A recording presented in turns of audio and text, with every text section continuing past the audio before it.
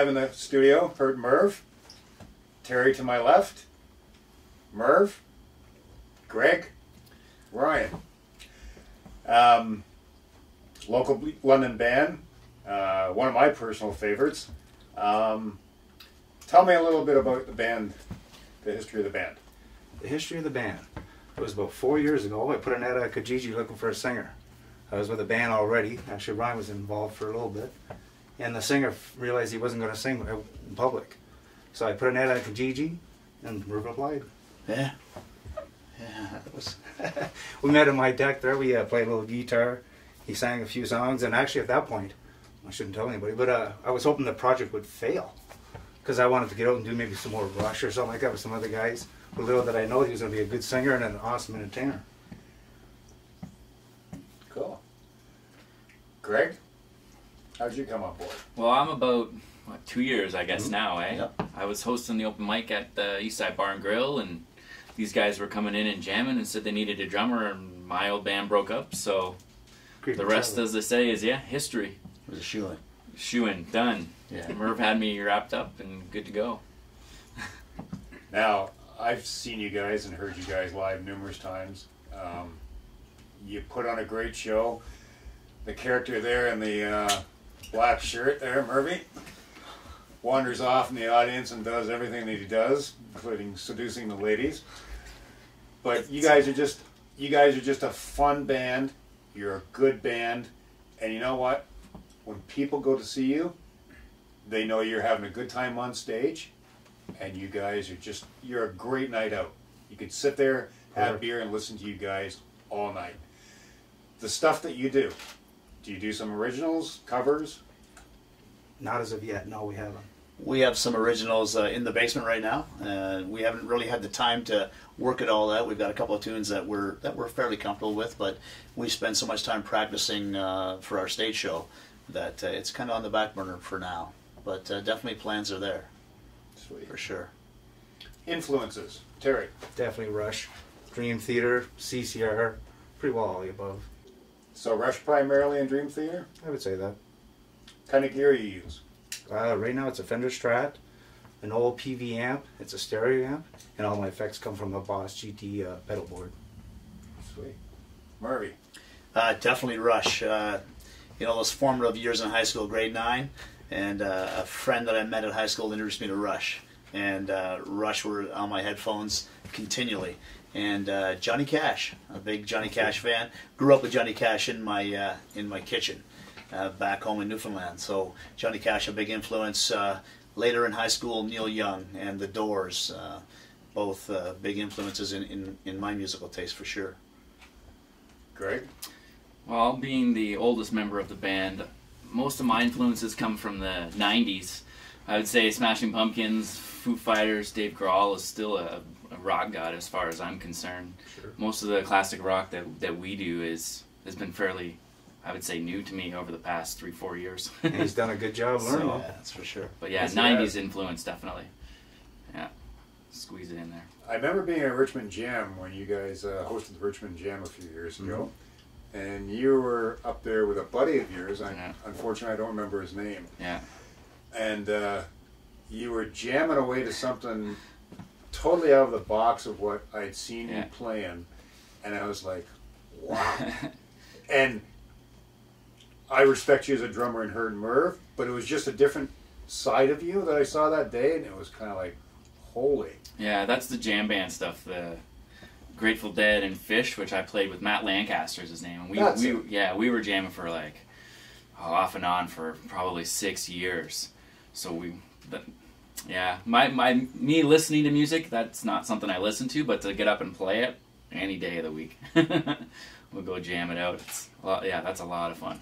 That's when we first saw him, Greg, actually, when he was doing the open jams. He was a sweep player. Some players play big, some players play small, and he was in between, sort of thing. Yeah. We liked it. In the sweet spot.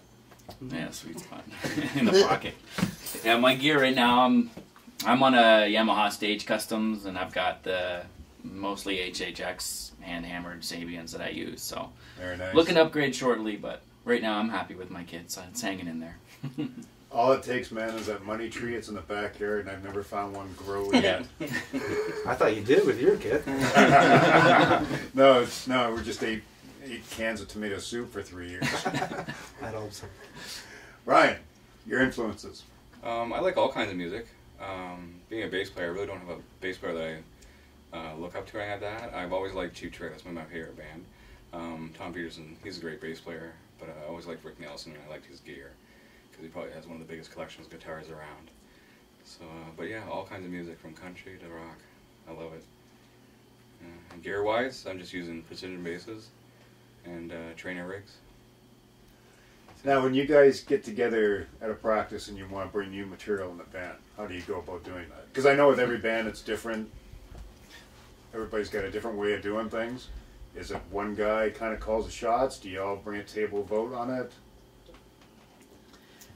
Usually it starts with a series of emails, and we all throw our ideas out there on the table, and we sort through them. Of course, I got to be able to sing it, so it all starts with the singer. And unfortunately, I've got to be able to sing the song. So if I can sing it, I know these guys can play it. There's no doubt in my mind that whatever I can pick and I can sing, that these guys have no problem belting it out. So that's generally the way it works. We try and make it fair. We try and do something from the 90s, and the other 90% is from the 70s. But pretty well, we try and make it fair. And 80s. Yeah. You guys play all over. I've seen you play London, Oshawa, Woodstock, all over the map. How do you do it? How do you go up to Oshawa and do one of those gigs? And That's a very good point. No, it's all good. Yeah, I think it's great myself, because you guys are everywhere. You're playing everywhere. Everybody's seeing you. I go to the Hurtin Merv Facebook page, and I see people from all over. And that is cool, because in this day and age, it's hard to get a good friend that we all know, Mike Moody, said this one time. It's hard to get a fan base. It's hard to get people, because there's just so many distractions, whether it be so many bands, so many artists, other distractions that people have in life. It's hard to get a fan base together, people to follow. Sure. It's not like, the old days when there was less things for people to focus their attention on. So when I go to the Hurtin Merv thing and I see so-and-so has joined and so-and-so has joined, and you got a lot of people on that page, it's cool, because they're not just from London, they're from everywhere. Mm-hmm. Yeah. And that's cool. Yeah, it's certainly an honor for us to have been received in the music community like we have, and to be, like you said, spread from Chatham to Oshawa, and have fans in between, and all those little cities and towns in between. We first started off jamming at the Richmond. We did the Richmond Open Jam for a year. When we first walked into that Richmond the first day, I think we were the only 4 people in there. And by the end of the year, there wasn't enough chairs in there most weekends. And that was really how we formed that fan base. And we were a real personable kind of group. And we kind of embraced people, and doesn't matter your differences, difference in music tastes, it doesn't matter. The way we look at it, we're all part of the same family, and we're here to embrace each other, and that's what we do. And I think that's been a key to our success, throughout the places that we've played. I agree with you. I think when people look at Hurtin Merv as the band, you guys are genuine, you're down to earth, and if you're watching a band that's having fun, as an audience, and I am a patron, I have fun too. It's contagious. Can't help it. Absolutely. Sure. If you see guys up there and they're getting off on their own music, and their smiles on their face, and they're joking around, and the lead vocalist is wandering out in the crowd with his wireless mic like Merv does, and you're doing your thing. Mm-hmm. Ryan's always moving. Greg's always smiling. Mm-hmm. You just can't help. It's infectious. You just sit there and it's like, these guys are just loving what they're doing. Well, thank you very much. Absolutely. And you can't hide that. It's genuine, and that translates across to people. That's why people like to come and see you. We think that's huge. It is. Absolutely. It is. Absolutely. Okay. Best gig story. And I want this individually from each of you. Best gig story. Oh, God. I don't have any. They're all good. Nothing in particular, anyway. Nothing right off the top of your head? pops out? I'd say no. Murray? I grew up in Oshawa, and I left Oshawa in 1986 to come to London to go to university. And of course I left most of my friends back home. A lot of us were dispersed at the time. And 2 years ago, so 25 years after I left Oshawa, we went back to play a gig in Oshawa. Some friends had seen us on Facebook, and they wanted us to come and play. So they hooked us up in a local bar. We went back, and I had about 100 people that I grew up with, friends and relatives, in the building that night. And they hadn't seen me. Some of the people hadn't seen me for 25 years. Wow. And yeah, it was surreal. It was surreal. Good bunch up there too. They like the party. Yeah, yeah. So that's my best gig story. That's a pretty good one. Yeah. Mm-hmm. Greg? One that sticks out in my mind, and I'll never forget it. We were playing a smaller bar in St. Thomas, and one of the back rooms was kind of empty with a pool table in it. And Merv had just got his wireless mic, and we're playing Born to Be Wild. And there was a few people in the bar. There wasn't a whole lot, but we're playing along. Merv's gone. Well, he's off gallivanting with his mic, and then we look up, and there he is in the back room, riding a pedal bike, singing "Born to Be Wild" around the pool table. Oh, really? Didn't miss a note, didn't miss a word. Yeah. And I'm back there just howling, trying to keep the beat going, and thank God it was just a straight up rock song. But it was so funny. Oh my God, I can still see his face. Just Yeah, that was fun. it was hilarious, man. I tell that story all the time. It's just I never heard that one. oh, it was so funny. Yeah, and that's like you said. I always say the two best things about this jam is we've got the energy up front with our front man, and we've got Terry keeping everyone in line musically. And I think those two driving forces with a band, along with getting along and liking sure. everybody, but you have those two driving forces, everybody on the same page. How can you not have fun? Right on. And that's what I think. That's the best part about this band is, we've got both those forces driving it. And you get that two-prong attack. It's game over. And it's true. Bringing hockey into this. Yeah. He's a Leafs fan. Game Yeah, over. Yeah. Well, us Leaf fans, we're riding pretty high after the Hey, we're playing all right now. But that's true. It's talent is one thing, but if you don't get along, chemistry's almost as important as talent. No doubt about it. You got to be able to sit and have a few laughs and have a few beers and get along afterwards. Ryan, best gig? Nothing sticks out in my mind. I just like all the time playing with these guys. It's great. It's fun all the time. I really enjoy when Merv gets out there and whips a crowd into a frenzy because it's just awesome to watch. And you And fall along with your wireless bass. Yeah. If I'm wireless, I'll go and have fun too, dancing with the crowd and stuff like that. But yeah, just playing with these guys is awesome. So they're all good shows. And when it's packed and the energy's there, it's great. Right on. Yeah, really good. And it is. It's a rush to get out there and play. Because you know what? None of us are going to become millionaires off this. We do it because we love to do it. The hours are long. The practice hours are long. The work, the investment in your own gear. But man, when you get up on that stage and it's just clicking, it's magical. It really is. It is. That's why we do what we do, eh? Absolutely. Okay, I'm going to ask you individually, and I intend to drop this on everybody that comes in the Charterhouse Sessions here. Terry, what do you think we can do to get live music ramped up in London again? Or not even just London, but southwestern Ontario, because that's what Allstage is dealing with. But you're in London, so we'll deal with that. What could we do? That's a big question. The best we can all the time. That's all we can do is bring a good performance, treat the audience like they're friends of ours, which they are 3/4 of the time, and that's it. Just keep on doing what we do. It's gonna get better.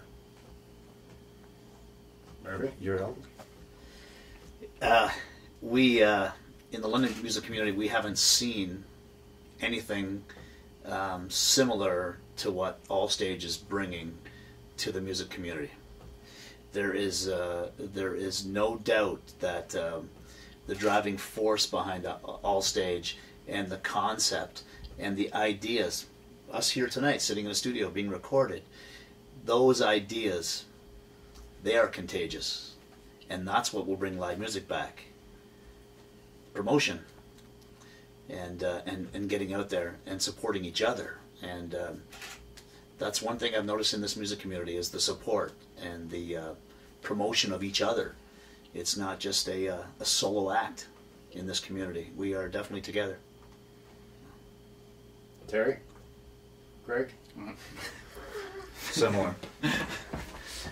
Yeah, I mean, it's like I see all the hard work that, like, and I've told you this before. Like the hard work that you're doing in this city is just amazing. And for me, at a point in my life where I've got the 2 young kids, and I keep saying to everybody, I understand why a lot of guys quit in their 30s because the family takes over. And I guess it boils down to what Merv said in a nutshell. It's like you just need a couple of those voices standing up and rallying the troops around each other and getting out there.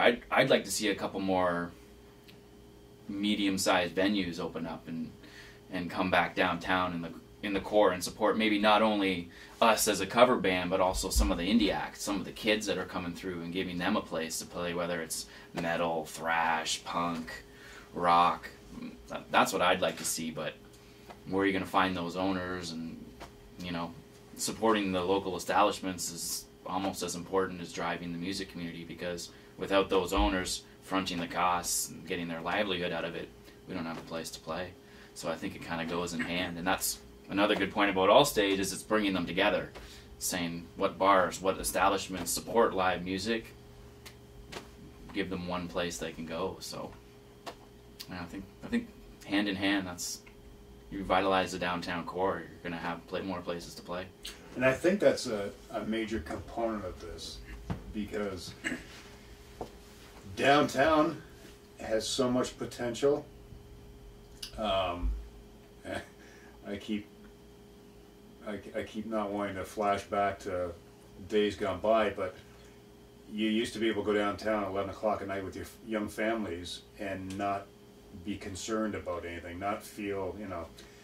And there was bars, there was Campbell's, there was the Ride Out, City Hall, like it just went on and on and on and on. So there was a magnet there for people to come down, and within 4 or 5 blocks they could walk to numerous bars, see numerous bands, and there was a nightlife down there. Mm-hmm. And I think you've hit it on the head there, Greg, that you have to get people back down in the core. You have to have places for people to go to hear and see live music. And the bars that are down there doing it, God bless them, because it can't be easy. There's a lot of factors running against them, but the bar owners that I know, they're in downtown London, and we're talking the core, like Oxford to Hurtin Street to Warncliffe to Wellington, we'll say. Those people are struggling, but you know, they keep fighting a good fight, and we need a place to play. Yeah. You know, if we support them, the bar owners, we get to go and do what we want to do. Yeah. You know, and that's an integral part of the whole process, because, you know, I don't mind playing in my basement, but I don't get the buzz in the basement as I do playing in front of 100 people or whatever the case may be, and I don't think any of us do. No, I played a gig. You know, and we've all done it. We've all done it. You know, yeah. I've done gigs. You look out and there's 4 people there, and you think, gee, I could be at home watching reruns of Lassie or something. You know. But when you look out and there's 50, 60, 70 people or better, and they're all having a great time, man, it's rewarding. There's just no feeling like it, eh? Keeps you going for the next 10 gigs, eh?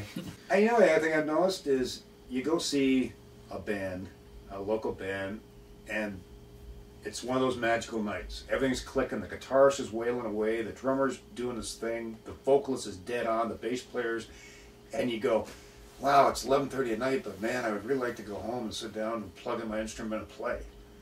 And it just kind of gives you a little fire that when the sun comes up the next day, you're thinking, okay, I got to go to work, but I want to come home and practice. Right? Yeah. It just keeps gnawing away at you.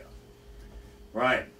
I was going to lay out. Well, no, good, yeah. I was going to Everybody's skip Ryan forgets the question. You got to pick something different, Ryan. No, it's exactly what you guys said. Allstage is great.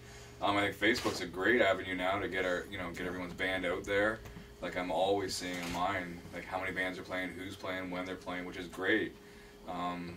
People say, "Oh, I didn't know you were playing." And not because I told them, it's because they've seen it somewhere, some kind of media. So what you're doing is great. What we do on our own as our own band website and everything is great. So stuff like that would help, or more of it.